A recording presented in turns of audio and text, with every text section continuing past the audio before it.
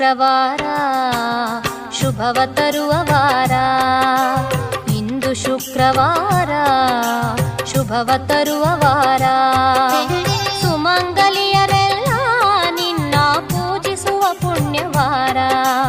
ಇಂದು ಶುಕ್ರವಾರ ಶುಭವ ತರುವ ವಾರ. ಸುಮಂಗಲಿಯರೆಲ್ಲ ನಿನ್ನ ಪೂಜಿಸುವ ಪುಣ್ಯವಾರ. ಇಂದು ಶುಕ್ರವಾರ ಶುಭವ ತರುವ